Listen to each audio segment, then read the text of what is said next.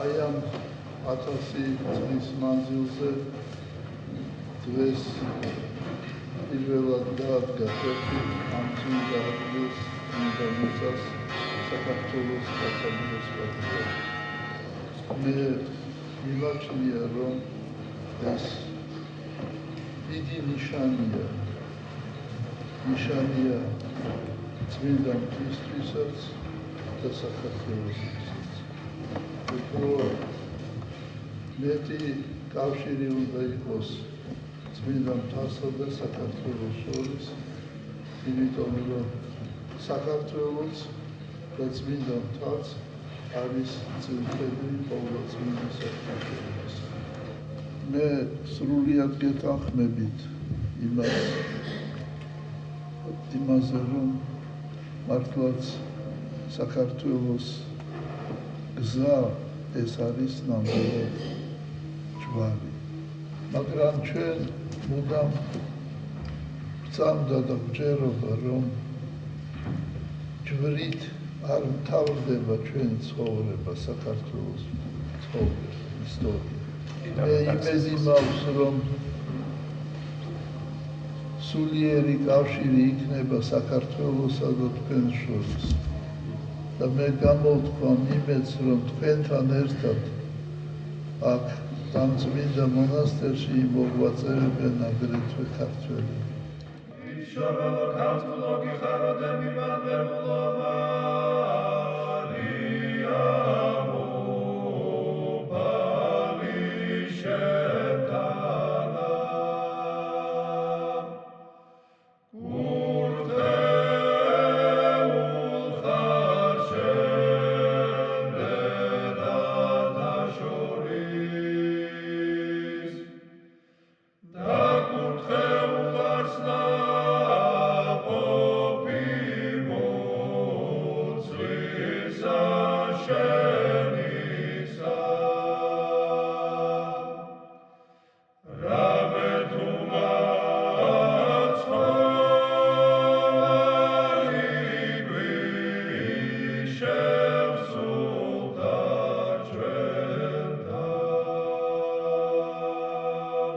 ქრისტეს შობიდან მე-9 საუკუნეში იმპერატორ თეოფილეს მეფობის დროს ძინვარებდა პატიოსანი ხატების სასტიკი დევნა, ხატმებრძოლობა. ხატის თაყვანისმცემელ კეთილმორწმუნე ქრისტიანებს აწამებდნენ, ხოლო თავად წმინდა გამოსახულებებს იღებდნენ ტაძრებიდან და წვავდნენ. ამ დროისათვის მცირე აზიის ქალაქ ნიკეის მახლობლად ცხოვრობდა ერთი მდიდარი ღვთისმოსავი ქვრივი თავის ვაჟთან ერთად. მას ჰქონდა ყოვლადწმინდა ღვთისმშობლის საკვირველთმოქმედი ხატი, რომლის მიმართაც უდიდესი რწმენა და მოწიწება გააჩნდა. ხატი განსაკუთრებულად მოწყობილ სამლოცველოში იყო დაბრძანებული. ქვრივი დედაკაცი ხშირად ლოცულობდა მის წინაშე გულხურვალეთ. იმპერატორ თეოფილეს მიერ გაგზავნილი მზვერავები ქვრივის სახლში მივიდნენ. მათ თვალი მოკრეს სამლოცველოში დასვენებულ ღვთისმშობლის ხატს. დედაკაცმა დაუჩოქა ჯალათებს და სთხოვა, დაენდოთ ხატი და დილამდე მასთან დაეტოვებინათ და თან დაჰყვირდა, რომ გამოსასყიდი თანხის მნიშვნელოვან ნაწილსაც მოაგროვებდა, რაზეც მეფის მსახურთაგან თანხმობა მიიღო. ერთ-ერთმა მათგანმა გასვლისას ხატს განრისხებით კრა მახვილი. იმ წამსე ქალწულის ლოყიდან, როგორც ცოცხალის ხეულიდან სისხლი გარდმოედინა და ჯალათს გულზე მოესხა. მათი განშორებისთანავე ქვრივი თავის ძესთან ერთად მუხმოდრეკილი, ცადაპყრობილი ხელებით დიდხანს ლოცულობდა ღვთისმშობლის ხატის წინაშე. ბოლოს დიდი მოგზალებით ხატის ზღვის ნაპირას წააბრძანა. იგი კვლავ დავარდა წმინდა ხატის წინაშე და მობიერად შეღაღადა მარადის ქალწულს. დედოფალო, შენ ვითარცა ღვთისმშობელს ზალგის გვიხსნა ჩვენ უკეთური მეფისაგან და შენი ხატი დანთქმისაგან. ამ სიტყვებით ქვრივმა სანატრელი სიწმინდე ზღვაში ჩაუშვა და იხილა სასწაული. ხატი ტალღებზე ზიაღიმართა და დასავლეთისკენ გასცურა. ქვრივმა მადლობა შეწირა ღმერთს. ვაჟმა ლოცვა კურთხევა გამოითხოვა მისგან და თესალონიკში წავიდა. აქედან ათონზე გადასახლდა და ბერად აღიკვეცა. ათონელებმა სწორედ მისგან შეიტყვეს, რომ ქვრივმა ხატი ზღვაში ჩაუშვა. თუ სად იმყოფებოდა ამ ხნის მანძილზე ღვთის დედის საკვირველთმოქმედი ხატი, უწყის მხოლოდ უფალმა, ყოლის მეცნიერმა. მე-11 საუკუნის დამდეგს დიდ მარხვაში ივერთა მონასტრის ბერებმა იხილეს ზღვაზე აღმართული ნათლის სვეტი, რომელიც წყინავდა ღამის წყდიაჩი და არ ქრებოდა დღის შუქზე. ნათელი მოდიოდა დღის ტალღებზე მდგომი ღვთისმშობლის ხატიდან. ბერემ რამდენჯერმე სადეს ნავით მიახლებოდა ხატს, მაგრამ სიწმინდე განეშორებოდა ხოლმე. თივერთა სამანის მიდამოებში მიუვალ მთაზე განმარტოებულ სინაგში კაცსა მზერას მოშორებული ღვთისათნო ღვაწლში ატარებდა განდეგილ ცხოვრებას ღირსი გაბრიელი, ტომით ქართველი. ზეციური ნახლით შემოსილი ღვთისმშობელი ძილში გამოეცხადა ღირს გაბრიელს და უთხრა: აუწყე წინამძღვარს და ძმებს, რომ მნებას მივანიჭო მათ ჩემი ხატი, შემწენ და ფარველად, ნიშნად ამისა შემოდი ზღვაში. წმენით გაიარე მის ტალღებზე და მაშინ ყველა შეიტყობს თქვენი სამანისამდე ჩემს სიყვარულსა და წყალობას. წმინდა ბერმა ამ ხილვის შესახებ წინასწარ გამოუცხადა. მეორე დღეს განთიაზე ივერთა მონასტრის მამები გალობით საკმევლის კმევითა და ლიტანიობით გამოვიდნენ ნაპირზე. გაბრიელმა ილოცა ღვთისმშობლისადმი, მერე ფეხი შედგა ზღვის ტალღებზე. საკვირველად განლო წყალი, როგორც ხმელეთი, ხელში აიღო ფასდაუდებელი საუნჯე და ნაპირზე გამოაბრძანა. ბერემა სიხარულით მიიღეს ხატი, ხმადლობდნენ უფალს და მის ყოლა დუბიწო დედას. იმ ადგილას, სადაც წმინდა გაბრიელმა ხატი გამოასვენა, ამოშქეფა საკვირელ მოქმედა წყარომ, რომელიც დღემდე მოედინება და ყოველგვარ ხორციელ და სულიერ სნეულებათა კურნალია. ეს ამბავი მოხდა ბრწყინვალე შიდეულის სამშაბათს. 3 დღის შემდეგ ხატი გადააბრძანეს მონასტრის მთავარ ტაძარში, ანუ კათოლიკონში, საკურთხეველში. მეორე დღეს ცისკრის ლოცვის წინ კანდელების ასანთებად ეკლესიაში შესულ ბერს ხატი ადგილზე აღარ დახვდა. ხანძლივი ძიების შემდეგ ბერემა იგი მონასტრის კარიბჭის კედელზე აღმოაჩინეს და კვლავ უწინდელ ადგილას დააბრუნეს. სასწაული რამდენჯერმე განმეორდა. ბოლოს ღვთისმშობელი ისე გამოეცხადა ძილში გაბრიელს და უთხრა: გამოუცხადე ძმებს, რომ მეტად აღარ გამომცადონ, და არ ნებავს თქვენი მფარველობა, არამედ თვითონ სურს ვიყო თქვენი მფარველიცა და ცველიც. არა მარტო ამ ცხოვრებაში, არამედ მომავალშიც. დაეყოლა ბერი, ვინც ამ მთაზე კეთილად და ღვთისშიშით იღვაწებს, სასოებდებს ჩემი ძისა და მეფის მოწყალებას. რამე თუ მე გამოვითხოვე მისგან ეს ნიჭი და ახლა იყოს თქვენ და სასწაულად, ვიდრე მამ სავანეში იხილება ჩემი ხატი, არ მოგაკლდება თქვენ ჩემი ძის მადლი და წყალობა. ამის მოსმენა ძმებს გამოუთქმელი სიხარული მოგვარა.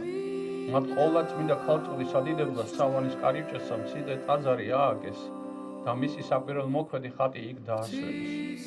მას შემდეგ ხატი ღვთისმშობლის მიერ გამორჩეულ ადგილზე ბრძანდება, რის გამოც იწოდება პორტაიტისას, ანუ კარიბჭისას და რადგანაც მან ივერთა სავანი აირჩია, თავის სამყოფელად ეწოდება ივერის ყოვლადწმინდა ღვთისმშობელი. არსებობს გადმოცემა, რომ სანამ კარიბჭის საკვირველ მოქმედი ხატი ივერთა სავანეში იმყოფება, ათონის მთა მთელს ქვეყნიერებას მოქმენს მართლმადიდებლობის წმინდა ნათელს და ჯოჯოხეთის ძალები ვერ მოერევიან მას. მაგრამ დადგება დრო და ხატი გაუჩინარდება ისეთივე იდუმალი გზით, როგორც მოვიდა. მაშინ ბერემა სასწრაფოდ უნდა დატოვონ წმინდა მთა. სოფლის აღსასრულისა და უფლის მეორედ მოსვლის ერთ-ერთი ნიშანი სწორედ ეს იქნება.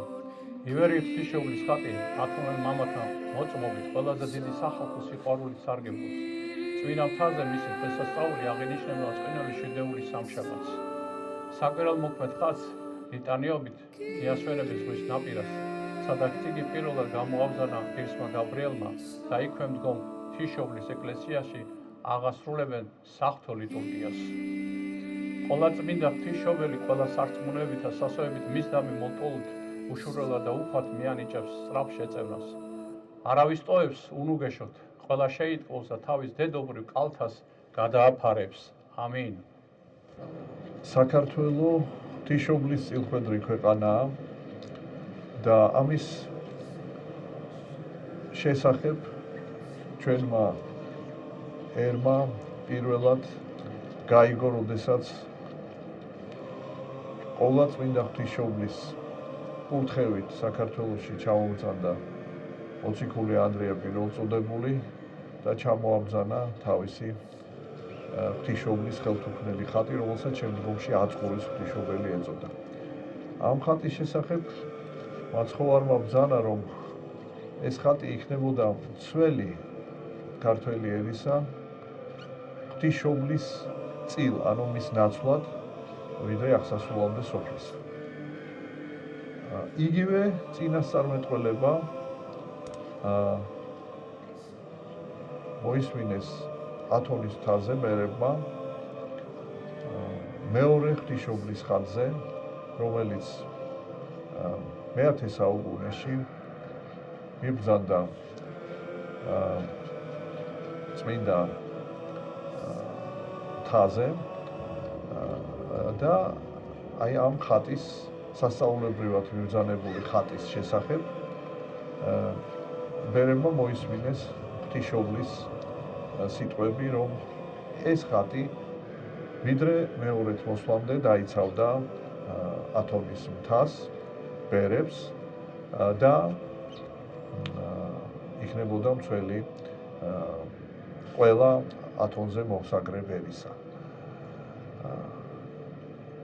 ათონის მთა მე-10 საუკუნიდან გახდა მსოფლიო მართლმადიდებლობის ცენტრი და ბურჯი, რადგანაც აქ იყო წარმოდგენილი ყველა ადგილობრივი ეკლესიის წარმომადგენელი, იყო მონასტრები და ისწორედ ამ მონასტრებს შორის ღვთისმშობელმა აირჩია ქართული მონასტერი, ივერონი და ამიტომაც ხატს, რომელიც ქართულ მონასტერში მიბრძანდა, ეწოდა ივერიის ღვთისმშობელი. სწორედ თავისი ხატების საშუალებით გვანიჭებს აი ამ ძალას ყოვლადწმინდა ღვთისმშობელი. პირველი ხატი გახლავთ ხელთუქმნელი ხატი პირველ საუკუნეში მომბრძანებული, აწყურის ღვთისმშობელი, ხოლო მეორე ღვთისმშობელი, რომელიც მიბრძანდა ათონზე ქართულ მონასტერში და მას ეწოდა ივერიისა. მთელი ისტორია ქართველი ერისა ეს იყო ჯვარცმული ეკლესიისათვის თავგანწირვა, ბოლო ჟამს იგი გაუძლებს ამ განსაცდელებს, დაითმენს ამ განსაცდელებს და არა მარტო თავად შეინარჩუნებს სარწმუნოებას, არამედ დაამოწმებს ჭეშმარიტ სარწმუნოებას, ანუ იქადაგებს ჭეშმარიტ სარწმუნოებას. ყოვლად წმიდაო ღმრთის მშობელო, შეგვეწიენ და გვაცხოვნენ ჩვენ. ამინ. თუ რომელიმე მოძღვრის მოღვაწეობა ამ ქვეყნად ჭეშმარიტად ზექვეყნიურია, ეს გახლავთ წმინდა გიორგი მთაწმინდელი, ყველაზე უფრო მეტად ნიშანდობლივი ამ მოღვაწისთვის საქმითი წესით, პრაქტიკული ღვაწლით, თუ საღვთისმეტყველო მთარგმნელობითი მოღვაწეობის კუთხით, ეს გახლავთ მონუმენტურობა, რაც მას გამოარჩევს ჩვენთვის ცნობილი ყველა სხვა მოღვაწისგან. იმდენად მასშტაბურია ეს მოღვაწე, წმინდა გიორგი მთაწმინდელი, რომ სრულ განცვიფრებას იწვევს მისი მოღვაწეობის ხილველთათვის, იწვევდა თავის სიცოცხლეში და მარადიულად იწვევს და ეს განცვიფრება უფრო და უფრო იმატებს. ჩვენ ნიმუშად პირველ რიგში შეგვიძლია ერთ-ერთი გადამწერის წმინდა გიორგი მთაწმინდელის ნაშრომის ერთ-ერთი გადამწერის შეფასება, ან და სიტყვები გავიხსენოთ, ანდერძმი ნაწერი, აი ამ განცვიფრების გამომხატველი.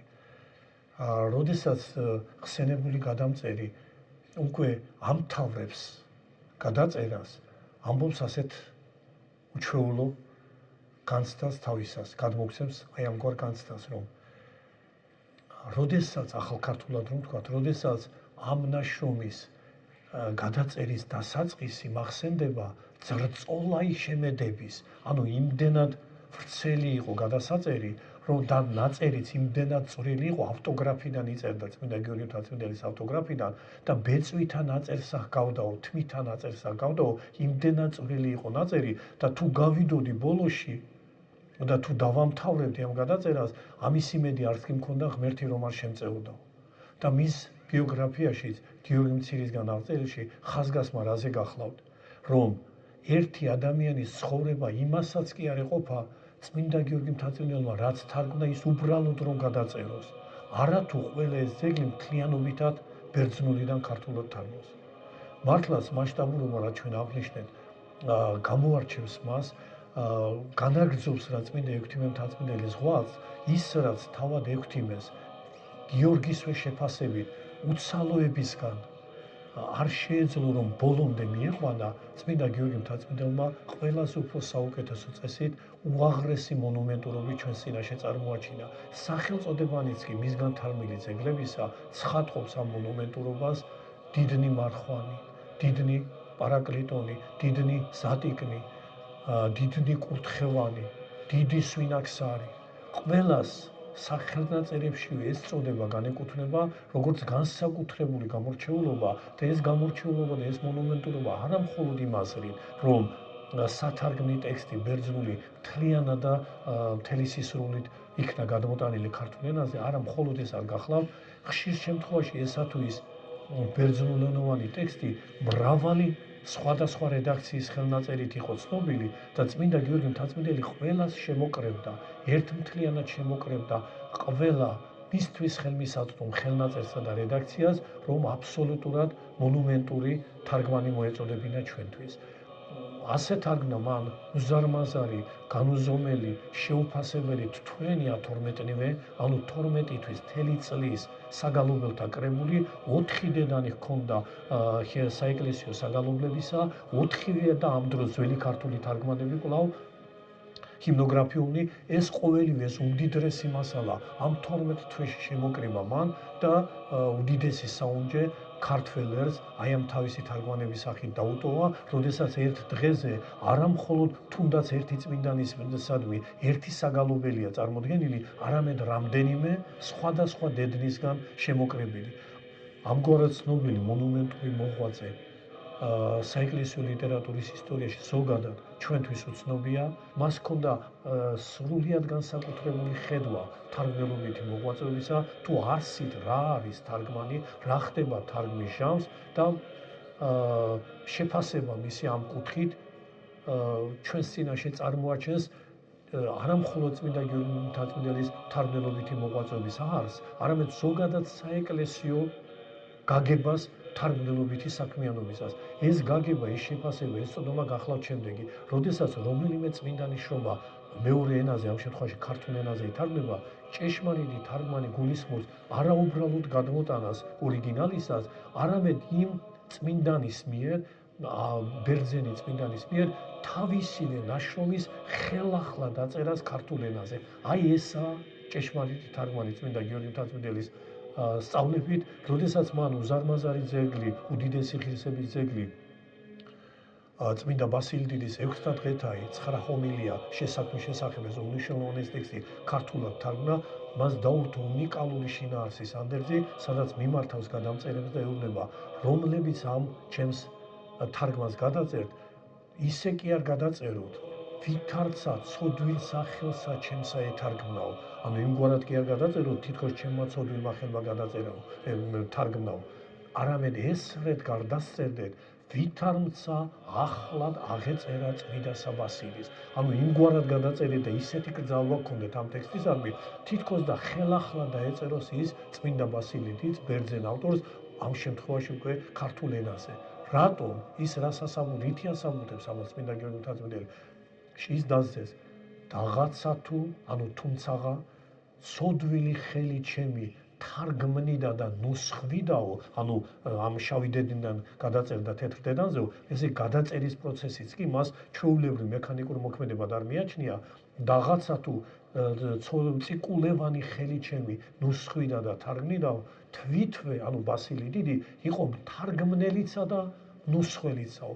აი ასეთი გამსჭვალულობა, სულიერი თანაშეტკბობა იმ ავტორთან, რომელიც ითარგმნება და მთელი სულიერების გადმოტანა და დატებნა უკვე მეორე ენაზე, აი ეს მიაჩნია წმინდა გიორგი მთაწმინდელს ჭეშმარიტ თარგმანად, ასეთი აღმატებულია თარგმანი არაფრით უკვე ნაკლულებანი ორიგინალზე, თანაშესწორებული მასთან სულიერებით და შესაბამისად ყველა ის ძეგლი და ყველა ის მოღვაწე, რომლებიც ქართულ ენაზე აამეტყველა წმინდა გიორგი მთაწმინდელმა, პირდაპირ შეგვიძლია ვთქვათ, რომ ხელახლა წერენ თავიანთ შრომას უკვე ამ ენაზე, ქართულ ენაზე და ქართულენოვანი ლიტერატურის არსს შეადგენენ.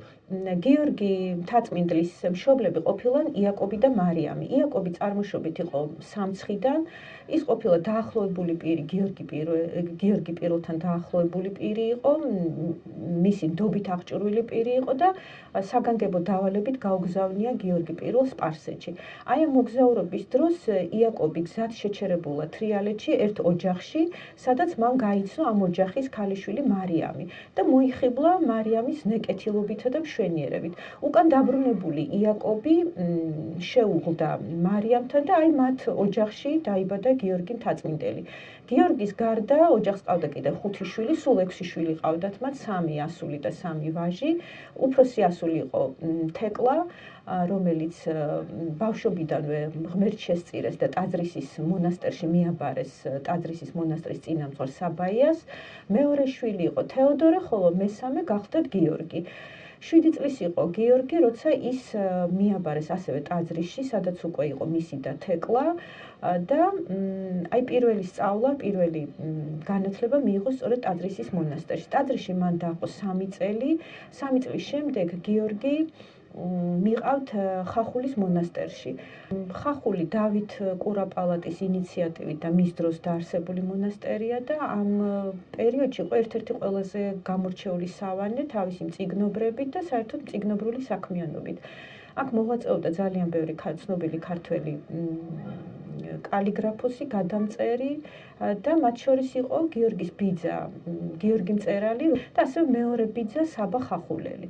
და აი მათთან იზრდება გიორგი. როცა მიიყვანეს გიორგი, წარუდგინეს რა თქმა უნდა მონასტრის წინამძღვარს, მაკარის და ასევე იმ დროს გამორჩეულ მოღვაწეს ილარიონ თვალელს, რომელიც ყველანაირი სათნოებით იყო შემკული და სწორედ ილარიონ თვალელის სულიერი წინამძღვრობით იზრდებოდა გიორგი.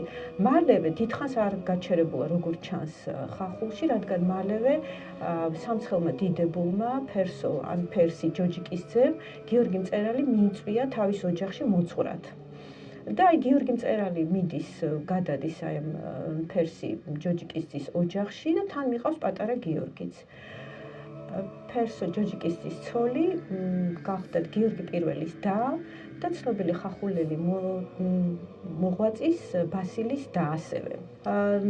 ცოტა ხანში ფერსი ჯოჯიკის ძეს ბრალი დასდეს ბიზანტიის იმპერატორის წინააღმდეგ შეთქმულებაში მონაწილეობაში და მას თავი მოკვეთეს, ხოლო მისი ოჯახი და სახლეული გადაასახლეს კონსტანტინოპოლში. და მათთან ერთად წავიდნენ გიორგი მწერალი და პატარა გიორგიც. აქ მან დაჰყო 12 წელი და მიიღო საუკეთესო ბერძნული განათლება, რაც რა თქმა უნდა ძალიან მნიშვნელოვანი იყო შემდგომ მთელი მისი მოღვაწეობისათვის. 12 წლის შემდეგ ფერსო ჯოჯიკის ძის ქვრივი ბრუნდება საქართველოში და მასთან ერთად ბრუნდებიან გიორგი მწერალი და გიორგი მთაწმინდელი.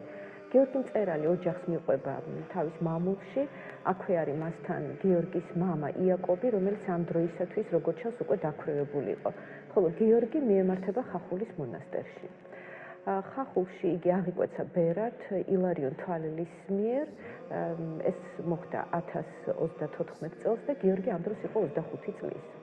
2 წლის შემდეგ, დაახლოებით 2 წლის შემდეგ იგი ფარულად მიემართება ანტიოქიაში, გზად მას ბევრი წინააღმდეგობა შეხვდა, ბევრი ჭირი გამოიარა და საბოლოოდ ჩავიდა შამთაზე, სადაც იგი დაემოწაფა გიორგი შეყენებულს, ქართველ ბერს, რომელიც იმ დროს ცხოვრობდა სვიმეონ საკურორტმოქმედის მონასტრის მახლობლად ერთ ნაპრალში, ეწეოდა დაყუდებულ ცხოვრებას და სწორედ მას დაემოწაფა გიორგი მთაწმინდელი.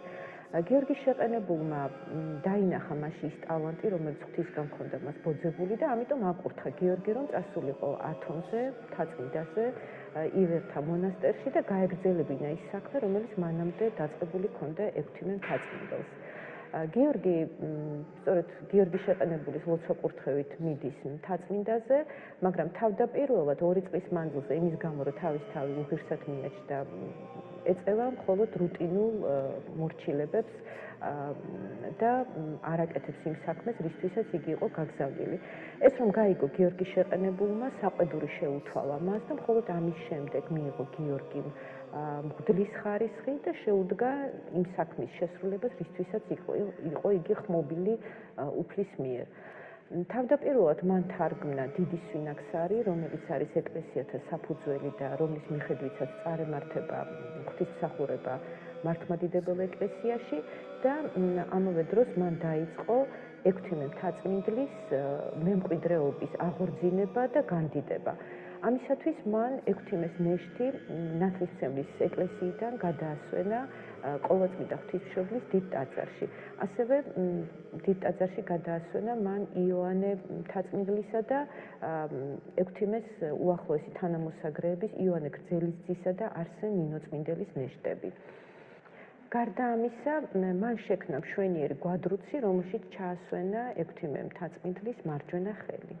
მოგვიანებით გიორგი მცირე სწორედ გიორგი შეყენებულის ლოცვა-კურთხევით აღწერს გიორგი მთაწმინდლის ცხოვრებას.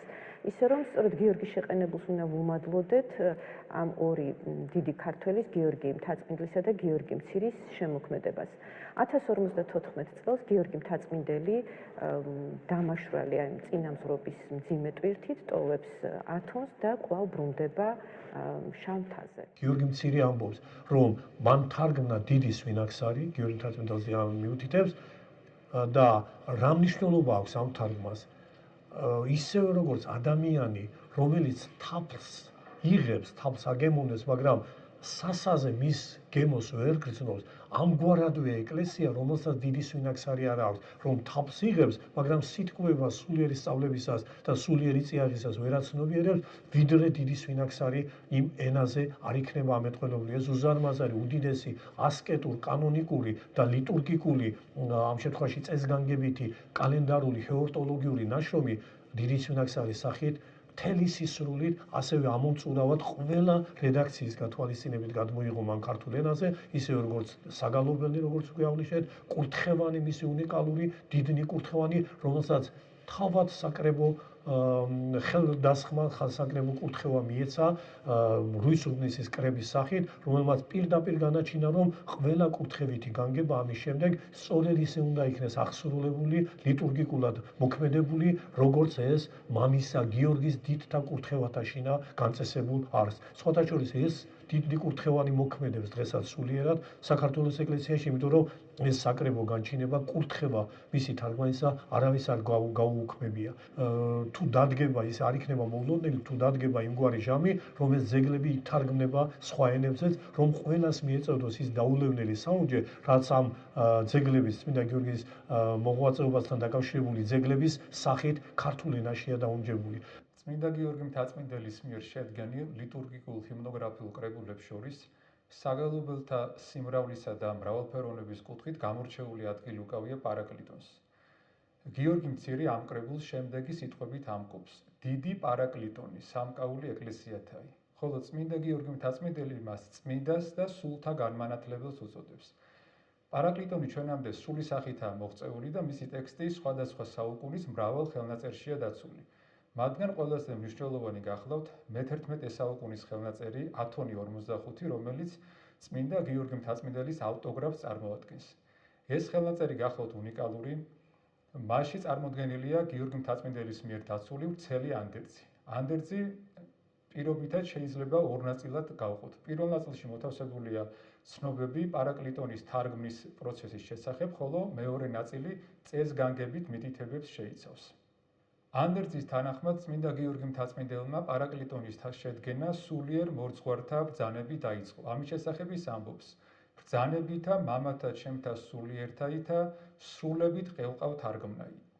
წმინდა გიორგი მთაწმინდელის მიერ შედგენილი პარაკლიტონის უნიკალურობა იმაში მდგომარეობს, რომ მან ამ კრებულში თავი მოუყარა საგალობლებს სხვადასხვა ბერძნული ხელნაწერიდან, ხოლო მანამდე არსებული ქართული საგალობლები, როგორც ნათარგმნი, ისე ორიგინალური დაარედაქტირა.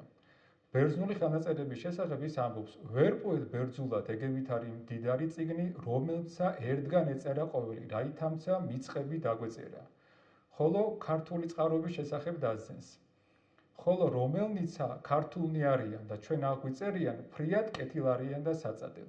პარაკლიტონის უნიკალურობა იმაში მდგომარეობს, რომ წმინდა გიორგი მთაწმინდელმა მასში შეიტანა საგალობლები არა მხოლოდ სხვადასხვა ბერძნული ხელნაწერიდან, არამედ ქართველი ჰიმნოგრაფების მიერ შექმნილი ნიმუშებიდანაც. სწორედ ამის საფუძველზე ამბობს წმინდა მამა: ნუ ვისაკუ სიჭვი, თუ ანუ ბერძნულად, ანუ ქართულად მსგავსი ამისი პარაკლიტონი იპოვოს სადა. ანდერძი ძალიან საინტერესო ცნობებს გვაწვდის პარაკლიტონის თარგმნის პროცესის შესახებ. მაგალითად, წმინდა გიორგი მთაწმიდელი ერთგან ამბობს: ფრიადითა ღვაწლითა ვთარგმნენ სნეულმან. ხოლო სხვაგან წმინდა სვიმონ საყურელმოქმედის მონასტერში ნათარგმნი საგალობლების შესახებ ამბობს: თქვენ კულა მიწყებითრე დაწერენით, თარგმნისა ჭირი არღარა გჭირს. სხვაგან ნუ გონებ თუ მცირედი რაიმე და კნინი ჭირი მინახავს ამისა თარგმნასა და წერასა უფალმა ნუწყის. თქვენის ერთ-ერთ ანდერძში წმინდა გიორგი მთაწმიდელი პარაკლიტონში შესული ყოვლადწმიდა ღვთისმშობლისადმი მიზღვნილი საგალობლების შესახებ ამბობს: ჩემსა თარგმნსა პარაკლიტონსა შინა 140 გალობაი დამიწერია ყოვლადწმიდისა ღვთისმშობელისაი. ჰიმნოგრაფიული მასალის შესწავლა ცხადყოფს, რომ წმინდა გიორგი მთაწმიდელს განსაკუთრებული მუსიკალური განსწავლულობა ჰქონდა როგორც ქართულ, ისე ბერძნულ გალობაში. ქართული გალობის შესახებ ის აკონკრეტებს, რომ მან გალობის შესწავლა ტაო-კლარჯეთში, კერძოდ ხახულის მონასტერში დაიწყო. რამდენიმე უცხო ძლისპირის შესახებ, რომლებიც მან ბერძნულიდან ქართულად თარგმნა, ის აშკარად მიუთითებს: ესე უცხონი ძლისპირნი მე ბერძნულად ვიცნოდენ, ხოლო ეგებოდა მასვე გვარსაზე და ქართულადცა ავაჯისას დადებაი.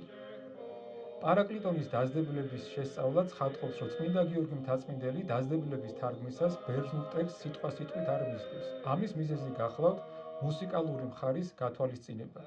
ის ახალი დაძაბულების თარგმნისას ყოველთვის ითვალისწინებს საღვთისმსახურო პრაქტიკაში დამკვიდრებულ ძლისპირებს.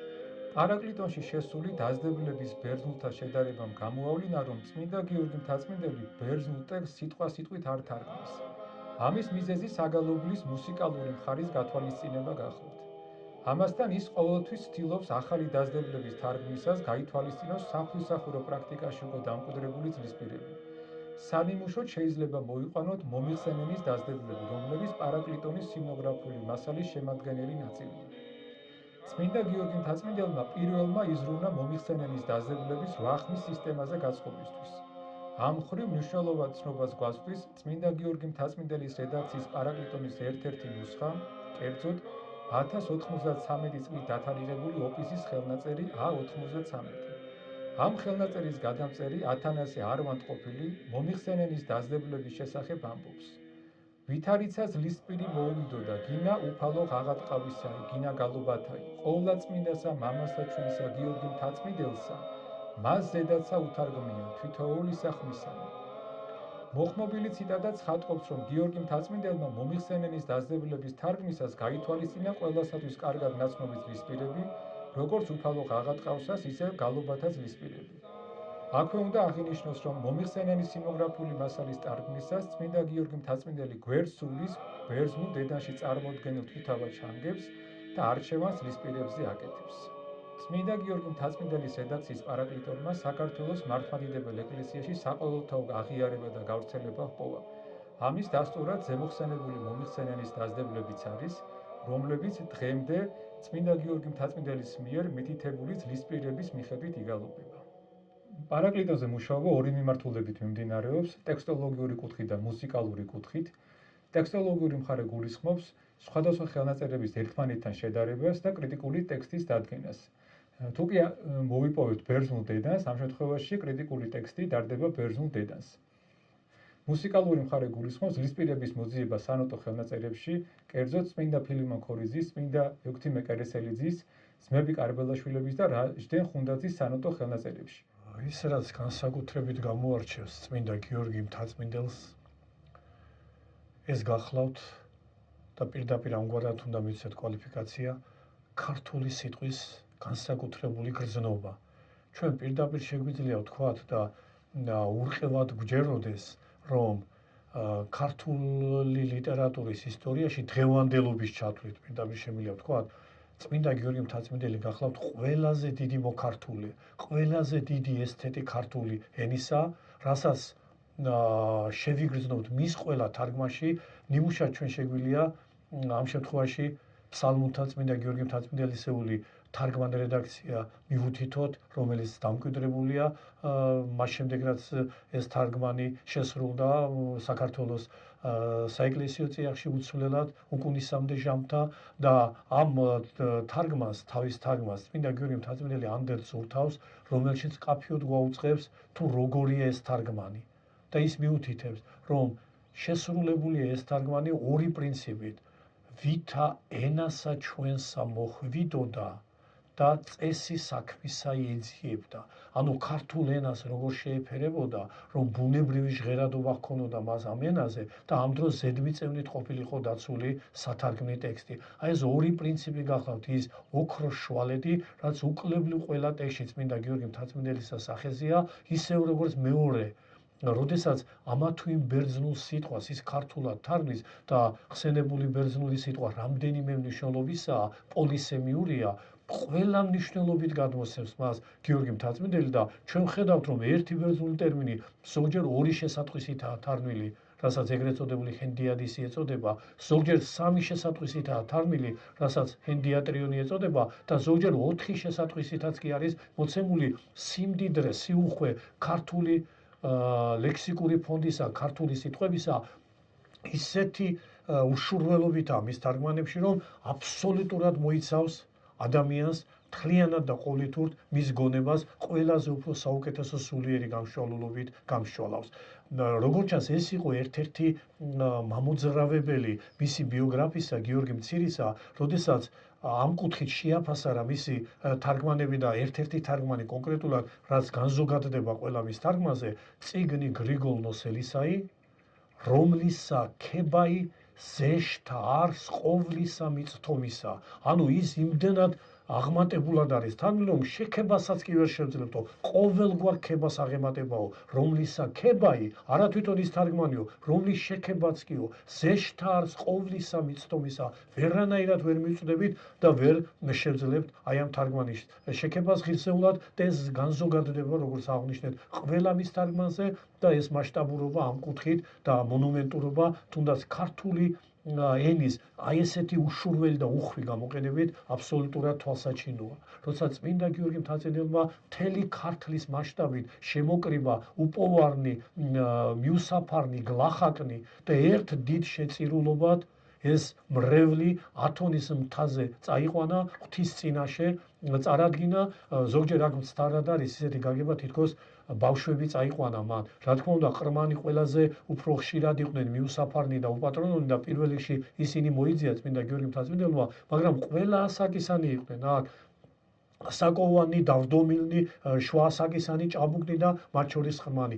მთელი სიმრავლე აი ამგვარ უპოვართა, ამგვარ მიუსაფართა კრებული მან ათონზე წაიყვანა და როგორც უკვე აღნიშნეთ, ერთ დიდ არვედ, ერთ დიდ ფარად შესწირა ღმერთს. იმდენად განცვიფრებული იყო მაშინდელი მთელი ესე იგი გარემო, მთელი საზოგადოება ამ ფაქტის შემსწრე და თავად ბიოგრაფით იმდენად განცვიფრებული ამ მოვლენით, რომ როგორც უკვე გითხარით, პირდაპირ მიუთითებს, რომ მსგავსი რამ დასაბამიდან, კაცობრიობის დასაბამიდან, ძველი აღთმის ყველა ეპოქის გათვალისწინებით და ახალ ეპოქაშიც არავის არასოდეს არ აღუსრულებია ქველმოქმედების, კეთილის მყოფელობის ობორთა და შეჭირებულთა შემფარებლობის, აი ასეთი კეთილის მყოფელობითი ღვაწლი, როგორც აღნიშნეთ, ერთადერთია კაცობრიობის ისტორიაში და ასეთი მონუმენტურობა მის საქმეში აი ამ სახით გამოვლენილი გამზომელი, ესე იგი სულიერი აღმატებულების წვერვალზე მყოფობის, სულიერი აღმატებულების წვერვალზე მყოფობის ყველაზე ნათელ დადასტურებად წარმოგვიჩნდება. ხატმებრძოლობის საშინელმა ერესმა მერვე საუკუნეში გადაფარა ყველაფერი და ყოველივე და მხოლოდ ქართლში იქნა შემონახული ეს უწმინდესი სწავლება და ეს უწმინდესი ლიტურგიკული ქმედება, ღვთელმოქმედებითი, ცხოველმყოფელობითი ქმედება ხატთა ყვანისცემისა, რომლის გარეშე არ არსებობს მართლმადიდებლობა. გარკვეული აზრით მართლმადიდებლობა და ხატთა ყვანისცემა ერთი და იგივე გახლავთ და წმინდა გრიგოლ ხანძთელის ცხოვრებაში ჩვენ მკაფიოდ ვკითხულობთ, რომ უხრწნელად იქნა სწორედ ქართლში დაცული ეს დიდი სიწმინდე, ხოლო როდესაც ეს ყოველივე ამგვარად განცხადდა, რომ მხოლოდ ქართლი აღმოჩნდა მერვე საუკუნეში უბიწოდ დამცველი ჭეშმარიტებისა, იმ ზომამდე იყო განვრცობილი უსჯულოება, რომ როგორც წმინდა გიორგი მთაწმინდელი პირდაპირ ეუბნება ანტიოქიის იმჟამინდელ პატრიარქს, იყო ჟამი, ოდეს ყოველსა საბერძნეთსა მართლმადიდებელობა არა იპოვებოდა, ყოველსა საბერძნეთსა, მთელ საბერძნეთში მართლმადიდებლობას ვერავინ ვერ ჰპოვებდა ვერსად. იოანე გუთელ ეპისკოპოსი ცხეთასი კურთხა ეპისკოპოსად ვერსად ვერ შეძლო მან, რომ საეპისკოპოსო კურთხევა მიეღო. როდესაც წმინდა გიორგი მთაწმინდელი აღესრულება და ის კიდობანში არის განსვენებული, მის კიდობანს დაკრძალვამდე დაასვენებენ პირდაპირ იმ ესე იგი ლუსკუმის იმ სამარტვილის წინ, სადაც წმინდა გიორგი მთაწმინდელია განსვენებული და ბიოგრაფი ძალიან მეტყველად და შთამბეჭდავად ამ ორი უკვე განსვენებული მოღვაწის ურთიერთგაზრახებას, ანუ ერთი მეორისადმი გამეტყველებას, გასაუბრებას წარმოგვიჩენს ჩვენ აი ამ წესით, როდესაც ამბობს, რომ ექვთიმე ხმას გამოსცემს თავისი ლუსკუმადან და მას შეეპასუხება აქედან გიორგი მთაწმინდელი თავისი კიდობიდან ერთმან მან ვითარცა მამამან და მოძღვარმან, იგულისხმება ექვთიმე, ხოლო მეორემან, როგორც ვითარცა შვილმან და მოწაფემან, ურთიერთარს მოიკითხნეს. ერთმან მან ვითარცა მამამან და მოძღვარმან, ხოლო მეორემან ვითარცა შვილმან და მოწაფემან, ურთიერთარს მოიკითხნეს. მთელი ქართველობაა შემოკრებილი. წმინდა გიორგი მთაწმინდელის დაკრძალვა ხდება, როგორც ბიოგრაფია ამბობს, იერემიას გოდებით გოდებს ყველა, იმდენად ტკივნეულია ყველასთვის და იმ 80 ადამიანისთვის, რომლებიც წმინდა გიორგი მთაწმინდელმა ქართლიდან ათონისტაზე წაიყვანა, ყველა გოდებს, რომ მოძღვარი წავიდა მათგან და ამ დროს ამ ესოდენი მრევლის წინაშე რაოდენი ნუგეში იქნებოდა ეს საკვირველი მოვლენა, ხმაყოფა, ერთი მეორისადმი გაზრახება, ერთი მეორის მოკითხვა ექვთიმესა და გიორგის მიერ. აი ეს მოვლენა კვლავაც ადასტურებს არა მხოლოდ ესე იგი ნაშრომების სახით მათ მთლიანობას ექვთიმესაც და გიორგისაც, არამედ სულიერი მყოფობითაც მათ აბსოლუტურ განუყოფლობას ღვთის წინაშე და მათ შორის კონკრეტულად ქართველი ერის ისტორიაში. აქ არის ივერიის ყოლაწმინდა ღვთისმშობელი, მარად ცისკოროვანი ხადი. აქ არიან ქართველი ათონელები, რომელთა უძლევიეს სოფელი. ეს არის ათონი.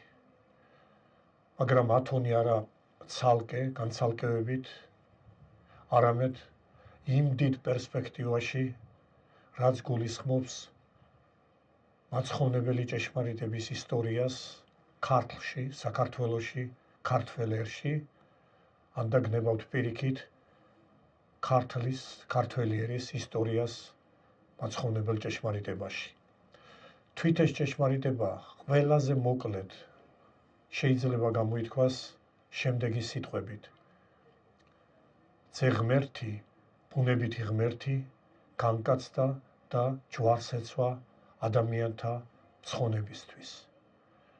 ეს უდიადესი სწავლება ერთადერთი სიახლე მზის ქვეშეთში, როგორც წმინდა იოანე დამასკელი ამბობს, ქართლის მიწაზე გახმიანდა ჭეშმარიტების ძე-ღმერთის განკაცების დასაბამშივე, გახმიანდა მაშინ, როდესაც ყველაზე ტრაგიკული დღე იყო ქმნილების ისტორიაში უფლის ჯვარცმა, როდესაც ჯვარცმის ხმა პასენაკისგან კვერის დაკვრა გახმიანდა იერუსალიმიდან მცხეთამდე და აქ საკვირველად ისმინა ეს ხმა წმინდა სიდონიას და ელიოზ მცხეთელის ღვთივგანურძნობილმა დედამ, რომელმაც პირველმა აღმოთქვა მართლმადიდებელი ეკლესიის ისტორიაში, წმინდა მოძღვრების ისტორიაში ის უკვდავი აღსარებლობა, რაც ჯვარცმულის ბუნებითი ღმერთობის საყოველთაოდ წარმოჩენას გულისხმობს. სწორედ ამ ღვთივგანბრძნობილმა დედამ თქვა, მშვიდობით მეუფებაო ხურიათაო, რამე თუ მოჰკალთ თავისათვის ისა მაცხოვარი და მხსნელი და მტერი ქმდენით ამიერიდან შემოქმედისა. ვინც ჯვარს ეცვა, ის იყო და ის ღიეს მარადის შემოქმედი სოფლისა, ის არის ხსნელი და მაცხოვარი კაცობრიობისა, ანუ ბუნებითი ღმერთი. როდესაც დაბნელებული იყო ჭეშმარიტება ყველგან მთელს ქვეყანაზე, მხოლოდ მცხეთის ძველი აღთქმის ეკლესია იმარხავდა ამ ჭეშმარიტებას, უბიწოდ და შეუბღალავად დაცულს და შემონახულს თაობათა მანძილზე და ბოლოს ამ საკვირველი პიროვნებისგან ესოდენ ღვთივშთაგონებულად აღმოთქმული. სწორედ ამან განაპირობა მცხეთის და ქართლის ზოგადად ძველი აღთქმის ეკლესიის უბიწოებამ, რომ უფლის ყოვლად უბიწო კვართი, ერთ-ერთი ყველაზე უფრო საკვირველი რამ სიწმინდე, რაც კი კაცობრიობის ისტორიაში გამოვლენილა, მიებარა სწორედ მცხეთის ძველი აღთქმის ეკლესიას, ქართლის მიწას, ვინაიდან სიწმინდე უწმინდურ ადგილას ვერ დაივანებდა, მხოლოდ იმჟამად სხვაგან არსად არ იყო წმინდა ადგილი, გარდა მცხეთისა, მცხეთის ძველი აღთქმის ეკლესიისა, ელიოზის სახლისა. ამანვე მცხეთაში დაფლულობამ კვართისამ გახადა კვართი მცხეთისადმი კუთვნილი, ხოლო მცხეთა კვართ წილხვდომილი. თავისთავად წილხვდომილობა კვართისა განმაპირობებელი ხდება კვლავაც უდიდესი საიდუმლოსი, სიწმინდის უდიადესი ვლენისა, რომ ქართლი ხდება წილხვდომილი ღვთისმშობლისა, რომლის საფუძველიც ერთადერთია. ყოვლადწმინდა ღვთისმშობლისთვის ყველაზე უფრო სათნოა ის წიაღი, ის ადგილი, სადაც მისი უსაყვარლესი ძის, ხორციელად უსაყვარლესი ძის და ბუნებითი ღმერთის კვართი განისვენებს, ვინაიდან უფალი სხეულით ამაღლდა ზეცად, კაცობრივად და მარადის მჯდომარეა მარჯვენით მამისა, ანუ სხეულებრივი დანაშთენი, დანატოვები ამ ქვეყნად მაცხოვრის არაფერია და ასეთ დროს ყოფითი წესითაც, როდესაც ვინმე სხეულებრივად მიუწვდომელია, სწორედ მისი სამოსელი შეირაცხება ტოლფასად სხეულისა, თუ გარდაცვლილია ის ადამიანი მის სამოსელს დასტირიან.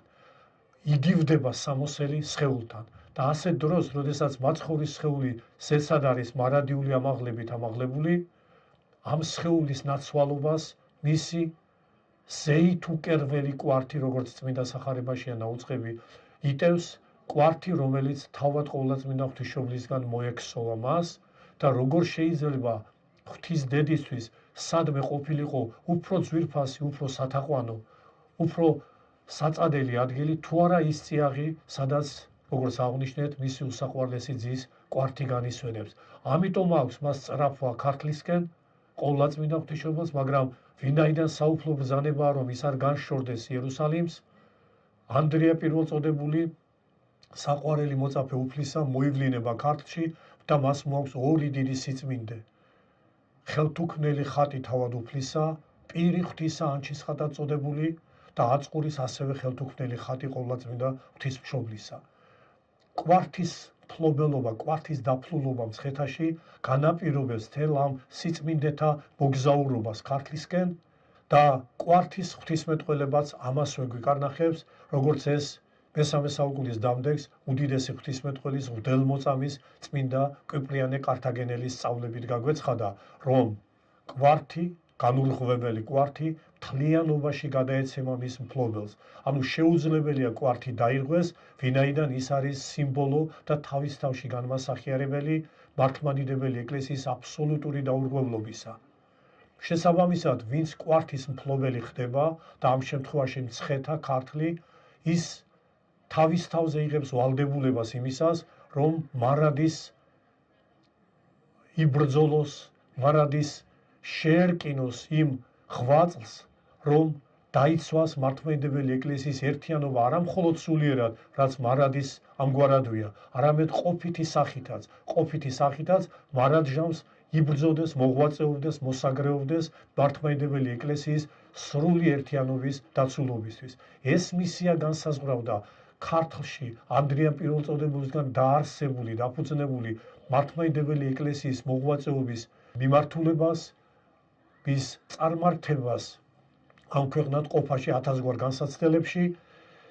ჩვენ ვხედავთ, რომ როდესაც განახლდება ჭეშმარიტება საქართველოში, საეკლესიო მოძღვრება, მაცხოვნებელი სწავლება, წმინდა ნინოს მიერ, თავად წმინდა ნინოც კვართისკენ ისწრაფვის, ის პირდაპირ ეუბნება მის აღმზრდელ, სულიერად აღმზრდელ, როგორც მოქცევაიშია დვინელ დედაკაცს, სადარს სამოსელი უფლისაი და მისგან ეუწყება, რომ ის წილად ხვდა ჩრდილოეთის მკვიდრებს, მცხეთელ ებრაელებს. ერთ-ერთი დიდი მოწადინება წმინდა ნინოსი, როდესაც ის ქართლისკენ მსრბოლობს, შეგვიძლია ეს სიტყვა გამოვიყენოთ, გახლავთ სწორედ კვართის სამარხის მოხილვა, ვინაიდან ისიც წოდება იმ უდიდეს ჭეშმარიტებას, რომ სამარხი კვართისა ტოლფასია უფლის ამ ქვეყნიური სამარხისა და განსასვენებლისა. სწორედ წმინდა ევსტათი ანტიოქიელისგან იკურთხა ქართლის, საქართველოს ეკლესიათა დასაბამი სვეტი ცხოველი, რომელსაც შესაბამისი წყაროების მიხედვით ერქვა წმიდაი.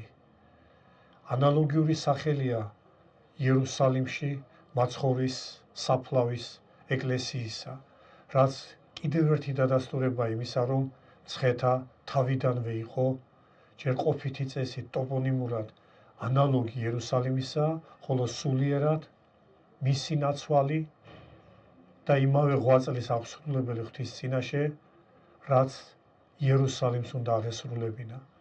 მაგრამ არა მხოლოდ სვეტი ცხოველი ამ სახელწოდებით იგივდება იერუსალიმის უფლის საფლავის ტაძართან, არამედ უდიდესი სიწმინდეც მცხეთაში აღმართებული ჯვარი, მცხეთის ჯვარი, როგორც ერთ-ერთი საკვირველი ხილვა საისტორიო წყაროებში დაცული გვაუწყებს, აი ეს ჯვარი აღმართებული მცხეთაში, მთაზე აღმართებული საკვირველი გამოცხადების შედეგად, როდესაც ზეცაში გამოჩნდება ჯვარი და კაფიოდაა ნათქვამი, რომ იგია თავადი იგი ჯვარი ქრისტესი, ანუ ზეცაში გამოჩნდება გოლგოთის ჯვარი, რომელიც თანაშეემსჭვალება, თანაშეერთვის მცხეთაში აღმართებულ ჯვარს და გარდაქმნის მას გოლგოთის ჯვრად.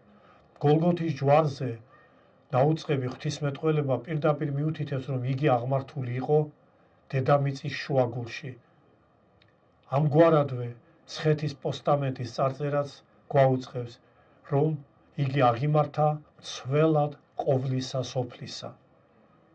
და ყოვლისა სოფლისა მცველი მაშინ არის სიწმინდე, როდესაც იგი სულიერად მთელი სოფლის შუაში არის დამკვიდრებული.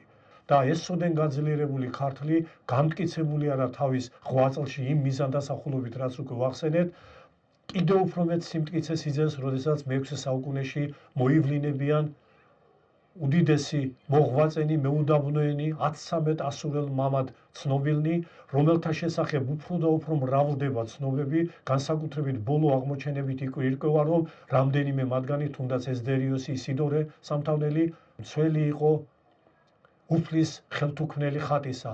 ხატის მცველნი იყვნენ რამდენიმე მათგანი და ის ტრადიცია ხატთაყვანისცემისა, რაც წმინდა ანდრია პირველწოდებულის მიერ ორი ხელთუქმნელი ხატის მობრძანებას უკავშირდება, ასურელ მამათაგან კვლავ განახლდება და კვლავაც ორი საკვირველი ხატი ამ დროს ასევე ხელთუქმნელად გამოისახება ქართლში, ორ მონასტერში, რომლებიც დავიწყებასაა დღეს მიცემული და რომელთა ხსენებაც აუცილებლად უნდა დამკვიდრდეს საქართველოს მართლმადიდებელი ეკლესიის კალენდარში. ხატთაყვანისცემის უწმინდესი ტრადიცია ესოდენი უხრწნელებით ქართლის ეკლესიაში დაცული იმ უმნიშვნელოვანესი ფაქტითაც იყო განპირობებული, რომ სწორედ ქართლში მოივლინა, როგორც ნაწილობრივ აღვნიშნეთ, ორი ხელთუქმნელი ხატი, პირი ღვთისა, ანჩის ხატად წოდებული და აწყურის ხატი ყოვლადწმინდა ღვთისმშობლისა. მაგრამ ანჩის ხატი გამოირჩევა ერთი ნიშნით, რაც მას აბსოლუტურად განსაკუთრებულს ხდის, გარდა იმისა და ყველაზე აღმატებულად იმისა, რომ ის პირდაპირ გაგებით ხელთუქმნელი ხატია უფლის პირის სახისა და ამის მიზეზით წოდებული როგორც პირი ღვთისა. საქმე გახლავთ ის, რომ ტაძარი ანჩისა, რომლის შესაბამისადაც ამ ხატს ეწოდა ანჩის ხატი, აიგო სწორედ ამ ხატის სახელზე. თავად ანჩის საყდარი აგებულია ურიცხვითა ჟამითა უწინარეს, როგორც წმინდა გრიგოლ ხანძთელის ცხოვრებაშია დაუწყები, იმ მონასტრებისა, იმ მონასტრებზე ურიცხვის ჟამით უწინარეს, რომლებიც წმინდა გრიგოლ ხანძთელმა დააფუძნა. ანუ მერვე საუკუნეზე ბევრად უწინარესად არის აგებული ანჩის საყდარი, ეს ბევრად უწინარესობა სულ ცოტა მე-5-მე-6 საუკუნეებს გვაგულვებინებს და სწორედ ამ ეპოქაში მე-5-მე-6 საუკუნეებში ანჩის საყდარი კონკრეტულად იმ ხატის სახელზე აგებული, რომელიც ანჩის ხატად იწოდა ტაძრიდან გამომდინარე, თავისთავად არის ერთადერთი უნიკალური ხატმებრძოლობის უწინარეს ხატის სახელზე აგებული ტაძარი მართლმადიდებლობის ისტორიამ სხვა არ იცის, მთელ საბერძნეთში მსგავსი მოვლენა უცნობია და არა მხოლოდ მე-5-მე-6 საუკუნეებში ხატმებრძოლობის დამარცხების შემდეგაც 853 წლის შემდეგაც მე-9 საუკუნეშიც, მე-10 საუკუნეშიც ჩვენ არ ვიცით ხატის სახელზე აგებული ტაძარი. პირველი ნიმუში ამისა ტაძრის აგება ხატის სახელზე ქართლშია დადასტურებული იმის უტყუარ მაუწყებლად, რომ აქ ხატთაყვანისება იყო ძირძველი, ამოუძირკვავი, საუფლოდ დაფუძნებული უწმინდესი ტრადიცია. მე-8 საუკუნის შემდგომ მცხეთიდან განეფინება ეს არსებითად მცხეთაში ხდება და მცხეთის შემოგარენში ეს მოღვაწეობითი ამგვარი აღმატებულება, მაგრამ განეფინება მთელ ქართლს და ჩვენ ხედავთ, რომ მე-8 საუკუნის მეორე ნახევრიდან, მე-9 საუკუნის დამდეგიდან და პირველი ნახევრიდან უკვე მთელ ქართლში იწყება და განახლდება ჭეშმარიტებისთვის მოღვაწეობა, რომლის საფუძველდამდები დამსაძირკვლებელი გახლავთ ისეთი უდიდესი მოღვაწე, როგორც იყო წმინდა გრიგოლ ხანძთელი, მთელი სამხრეთ საქართველოს ქალაქმყოფელი, თავისი დიდი კრებულით სულიერი ძმებისა, სულიერი შვილებისა და მოწაფეებისა. აქედან მოკიდებული სამხრეთ საქართველოში ერთ-ერთი ყველაზე დიდი კერა ფუძნდება სამოღვაწეო კერა. სამხრეთ საქართველოს მემკვიდრე გახლავთ მოღვაწეობითი წესით საბაწმინდაში ქართველთა მოღვაწეობა, საბაწმინდას ეფუძნება სინაის მთა მე-10 საუკუნის მეორე ნახევრიდან. ეს უწყვეტი მიმდინარეობა ცხეთა, სამხრეთ საქართველოს საბაწმინდა, სინაის მთა, საბაწმინდისა და სინაის მთის გამაერთიანებელი გახლავთ ის განსაკუთრებული მოღვაწე, რომელიც თითქმის ყველა ქართველმა იცის, იოანე ზოსიმე, რომელიც ჯერ საბაწმინდაში მოღვაწეობდა მე-10 საუკუნის შუა წლებში, შემდეგ კრებულთან ერთად გადადის სინაის მთაზე. ორივე ამ უდიდეს კერას ქართველთა სულიერი მოღვაწეობისა ისამთლიანებს თავის თავში. იოანე ზოსიმე არის ყველაზე დიდი ლიტურგისტი მეცნიერი მართლმადიდებელი ეკლესიის ისტორიაში, არა მხოლოდ ქართლის ეკლესიის ისტორიაში, არამედ მართლმადიდებელი ეკლესიის ისტორიაში უცნობია ანალოგიური მოღვაწე, ესოდენ დაწინაურებული ლიტურგისტი მეცნიერი და ჩვენ გვაქვს ვალდებულება და პასუხისმგებლობა ამ პიროვნების წინაშე ყველა მისი ანდერძ მინაწერი მეცნიერული, ლიტურგიკული ერთად იქნეს შეკრებილი, ერთი წიგნად გამოცემული, რომ წარმოჩნდეს ამ პიროვნების მოღვაწეობის განსაკუთრებულობა, ზეაღმატებულობა, ყველაზე უფრო მეტად გამორჩეულობა მოღვაწეობის ამ მიმართულებით. სინაის მთის, უფრო წინარე საბაწმინდის, უფრო წინარე სამხრეთ საქართველოს და მცხეთის ამათი მთლიანობითი მემკვიდრე გახლავთ ათონი. ათონი არის გვირგვინი ყველა წინარე სამოღვაწეო კერისა, რაც კი ოდესმე ქართველთა ღვთის წინაშე მოღვაწეობაში გამოვლენილა და თუ ქართველი ერი ჭეშმარიტად შერაცხილია თავისი ღირსეული შვილების მოღვაწეობის გზით ღვთის წინაშე, ამ შერაცხილობის უდიდესი წინამძღვარი იყო და მარადიულად არის ათონი. ათონი შეიკრებს რა თავის თავში ყველა ადრინდელ სამოღვაწეო კერას, თავადვე ხდება შემდგომ საფუძველი და საძირკველი საკუთრივ საქართველოში უდიდესი საღვთისმეტყველო წიაღისა, გელათის საღვთისმეტყველო სკოლისა, სადაც გაბრწყინდა წმინდა არსენი ყალთოელი და მთელი კრებული მამებისა, რომლებმაც უდიდესი ღირსების ძეგლები თარგმნეს, შექმნეს და შემოგვინახეს. მათ თანაშეერთვის შავი მთის საკვირველი მოღვაწე, ანტიოქიაში შავი მთის საკვირველი მოღვაწე ეფრემ მცირე, რომელმაც პირველმა შემოიტანა, როგორც მასთან დაკავშირებით უკვე ითქვა, საკვირველი შესიტყვება ქართველთა კულტურული ისტორიის აღსანიშნავად ქართველთა ურემი. აი ამ ურემზე, ქართველთა ურემზე, თუ ექვთიმესთან დაკავშირებით არის ნაუწყები, რომ ყველაზე დიდი ძნა მან დადო მოღვაწეობისა ჩვენ შეგვიძლია განმაზოგადოთ და ვთქვათ, რომ ათონის მთა დადო ყველაზე დიდი ძნა ქართველთა ურემზე, თანაშერთულად ყველა სხვა მოღვაწეებთან მიემართება სათასასუფევლისკენ ეს მოღვაწეობითი გზა, მოღვაწეობითი მიმართულება და თან მიხავს მთელი ქართველიერი, ვინც კი ღირსეულად შეუდგება მას და ვინც კი ყლავაც დაუცხრომლად იღვაწებს უფლის წინაშე, ყლავაც გამწყინდება ყველა მათგანის სახელი და ყველა მათგანი მოხსენიებული იქნება ჭეშმარიტად ცხოველთა წიგნში უკუნისამდე ჟამთა.